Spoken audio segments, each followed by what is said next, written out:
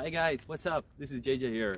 Yeah, I'm a little bit very much into the sunlight today, and yeah, you know, it's winter here in Belgium. That means it's really cold.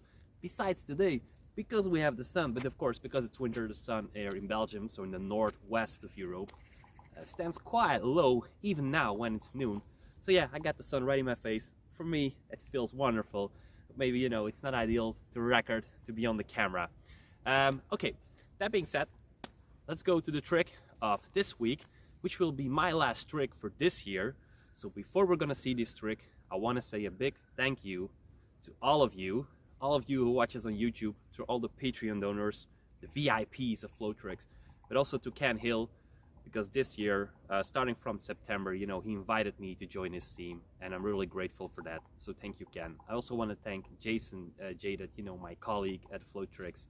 You know, he's also, you know, just a fantastic guy. If, by the way, you know, send me a Flow Tricks t-shirt, which I will wear soon, you know, for free. You know, he's just like that, you know. So I'm working with great people. I have a great audience, and I'm really thankful for that. So that's my 2 cents I want to say before we start into the trick. All right. This trick is called an NCC. What is an NCC? Well, it's a non-conventional catch. It's something, you know, years back, Renato Monte said, like, if you catch it that way, let's call it an NCC. Loud and clear, non-conventional catch. For me, NCCs are quite important, and you see it also a lot at competition nunchaku. It's a way to freshen things up, you know, it plays on the surprise of everything. And besides that, NCC is something I think in 2022, but also in 2023, a complete tournament chucker should need to have. They should be able to pull that off. You know, so that's just my idea. But of course, an NCC. All right, there are a variety of NCCs, but today we're gonna see one of the easiest, but one of the coolest as well. All right, and it looks like this. Show it again. All right, what we do here is actually simple. We do a basic aerial, then we do a 360 spin. But while we do the 360 spin, while we're about here, we take the nunchaku from air, we'll let it drop, you know, in our open hand, and then we just spin along. If you have seen me doing the last week's video that I did, so 2 weeks ago, so in the beginning of this month, where I showed you the pizza 360, it's more or less the same way of doing the 360. So we're gonna cut the 360 up in 2 pieces. So a 180 spin and another 180 spin. Now the difficulty here is that midway, we need to catch the nunchaku. And we do have to catch the nunchaku while we cannot see it land in our hands, you know, because we will have a blind spot when we catch the nunchaku. All right? So there are a few things you need to understand. First of all, the footwork. As I said before, so in my last video, we cut it open in a 180 spin and a 180 spin. So we turn inwards. When we release the nunchaku, and then when we need to catch it, our eyes are not on the nunchaku. When you have to do that, and that's really the biggest advice I can give on this trick, is actually to hold our hand near, let's say here, you know, near the waist height. What you tend to do, and that's a classic mistake, so, you know, I'm just saying it right now so you just know it, is you don't need to grab like that, you feel the urge to grab it. So it's a matter of timing. You wait for the right moment to make that last half spin, to spin in towards your beginning position again, but also keep your hand at waist height. Don't go grabbing for that nunchaku. There's no need for that. You need to trust in it. And trust comes with that solid first basic aerial. You need to count on it, that you will always throw it in the same way and always at the same height in front of you.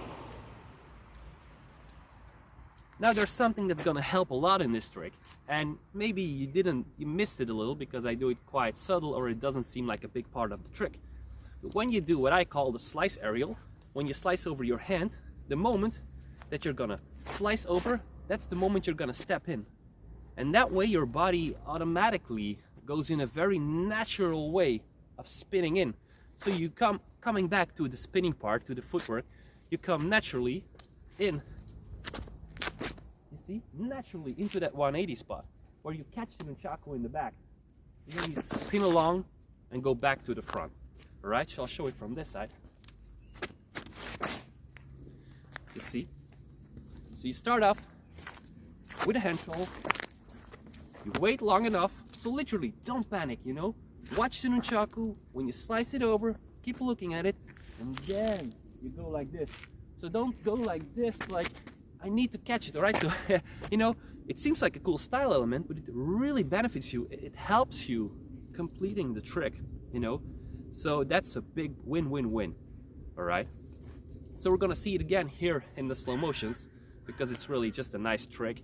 So you slice over, you spin in, and then at waist height, you pick up the nunchaku, and then you spin in back again, all right?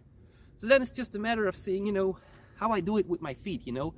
What's the best way for me to spin in that direction, you know? And for that, you know, I just wanted to say, look back 2 weeks ago, the pizza 360, because there I go into depth on doing this 360 spin, all right?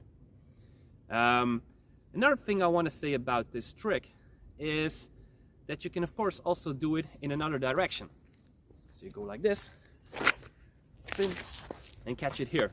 So, you know, if you're spinning, for example, my best hand is my right hand. But, you know, if I would do football, so soccer for the Americans, I would kick with my left leg. So my left leg, I have a lot of good balance in it. I trust more on it. So for me, spinning in the other direction suits me more. But again, as I always say, you are the tool, so play with that. But why I wanted to show this is because it has basic elements. But when you do it, you create a lot of dynamicism. And that's something I really want to bring to the table to all of you. You know, that with some small changes, you can really look like way more energetic. And you don't need a lot of stamina. You don't need hours of training. You don't need to be young in particular. You just need to have a plan, a little bit of coordination, but you train on that and it can look entirely different.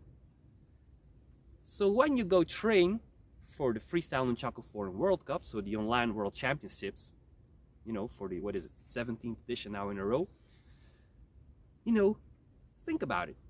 With a few adjustments, you can make your basic tricks look really cool, and why not join that tournament? You know, it's a fantastic tournament. All right, that's everything I want to say about this. So again, we're at the end of the year. I want to thank you all. I want to thank you again, let's say. And, you know, I hope to welcome you all to next year, to 2023, and make that an awesome year as well, with lots of new tricks, combos, little skill learnings, advices, and so on. All right? Have a nice end of the year. Bye-bye.